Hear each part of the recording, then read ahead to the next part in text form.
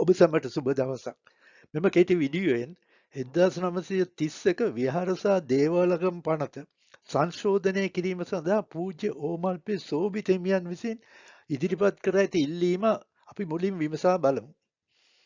මෙම පනතට සංශෝධනයක් අවශ්‍ය බවට උන්වහන්සේ විශ්වාස කරන හේතු වලින් පළමුවෙනි හේතුව වන්නේ ධර්ම විකෘතියයි. එනිසා පළමුවෙන්ම උන්වහන්සේගේම වචන වලින් අපි මෙයට සමන් දෙමු. ධර්මයේ විකෘති කරන පිරිසක් සිවුරු පෙරවගෙන ඉන්නවා. විනය විනාශ කරන පිරිසක් සිවුරු පෙරවගෙන ඉන්නවා. බෞද්ධ දේපල අවභාවිතා කරන පිරිසක් සිවුරු පෙරවාගෙන ඉන්නවා. වැටත් නියරත් දෙකම ගොයන් කන විට ගොවියාට සිදු වෙනවා වඩාත් බුද්ධිමත් තීරණ ගන්න.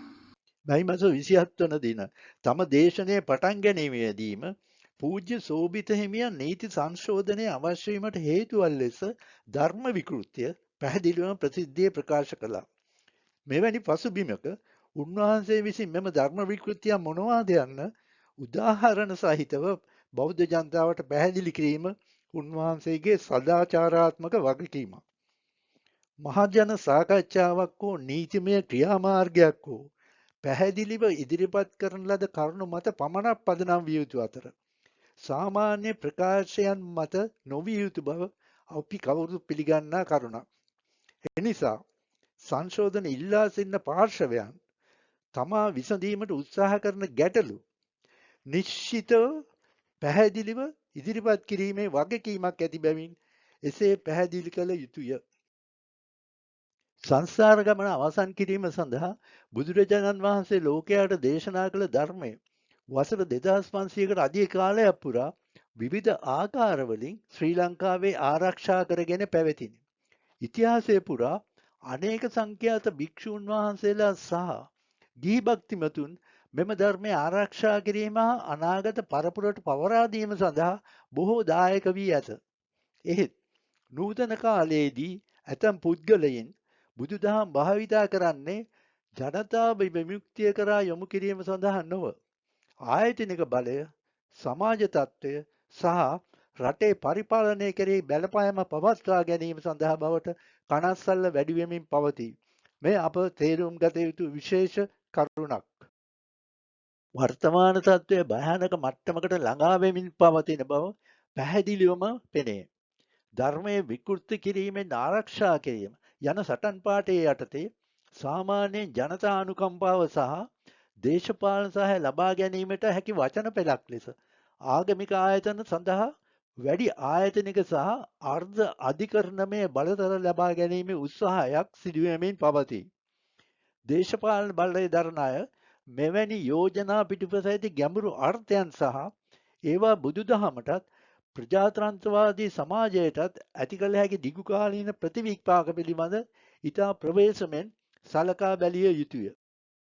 නිකායන් තුනේ මහානායක හිමිවරුන් සැබෑවටම සංඝ විනය ආරක්ෂා කිරීමට කැමැති නම් වර්තමාන නීතිමය රාමුව තුලත් නිකායන්ගේ අභ්‍යන්තර විනය පද්ධති තුලත් දැනටමත් ප්‍රමාණවත් බලතල පවතී.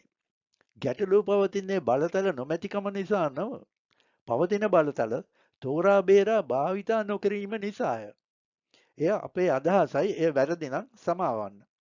පසුගිය කාලයේ සිදුවීම් කිහිපයකින් මෙම වැදගත් ප්‍රශ්නය මතු කළා.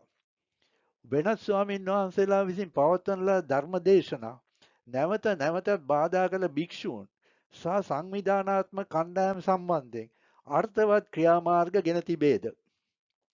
ධර්මයේ පිළිබඳ පැහැදිලි නිවැරදි අර්ථකථන ඉදිරිපත් කිරීම පමණක් නිසා ඇතැම් භික්ෂූන් වහන්සේලා ආයතනික විරෝධයට ලක්ව ඇත්තේ ඇයි?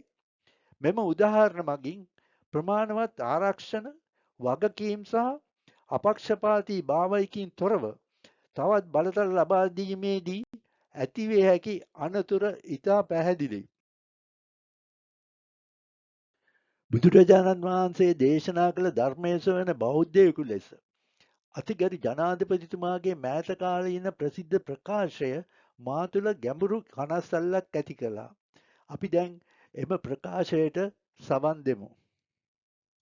විහාර දේවාලගම් පනත එහි 41 සහ 42 වගන්තිය සංශෝධනය කරන්න. නැවත ධර්ම අධිකරණය සඳහා තමගේ හාමුදුරන් වහන්සේලාගේ විනය ක්‍රියාමාර්ග ගැනීම සඳහා තිබෙන බලය ලබා දෙන්න කියලා. අපි දැන් ඒක අවසන් අධීර තිබෙන්නේ. අපි තා ඉක්මනින්ම ඔබ වහන්සේලාට සංඝ සංස්ථාව විශේෂයෙන්ම විනයදරය පවත්වාගෙන යාම සඳහා අවශ්‍ය නීති සම්පාදනය කළා.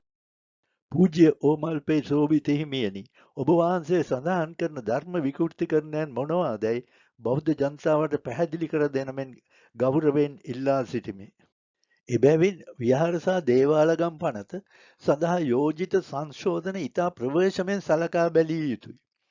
බුදුදහම ආගමේ නිදහස ඕ ආයතනික බලය සම්බන්ධ ඕනෑම නීතිමය වෙනසක් පුළුල් මහජන සාකච්ඡාවකට ආණ්ඩුක්‍රම ව්‍යවස්ථානුකූල පරීක්ෂාවකට සහ ශ්‍රී ලංකා සමාජයට ඇතිවිය හැකි දිගුකාලීන ප්‍රතිවිපාක පිළිබඳ ගැඹුරු සලකා බැලීමකට යටත් විය යුතුයි. බුද්ධ ධර්මය ආරක්ෂා කිරීම යන අරමුණ කිසිවිටකත් පාලනයකින් තොර ආයතනික අධිකරණමය හෝ අධිකරණමය ස්වභාවයක් ගන්නා බලතල එක් ස්ථානයක සංකේන්ද්‍රණය කිරීම යුක්ති සහගත නොකළ යුතුයි. එවැනි බලතල ශාසනයේ පාලනයට පමණක් නොව සාධාරණත්වය, වගකීම සහ ආගමික නිදහස යන මූල ධර්ම වලටද ගැඹුරු බලපෑමක් ඇති කරනවා. එබැවින් අපි ගෞරවයෙන් ඉදිරිපත් කරන්නේ විහාරසා දේවාලගම් පනත සංශෝධනය කිරීම වෙනුවට එය සම්පූර්ණයෙන්ම අවලංගු කළ යුතු බවයි.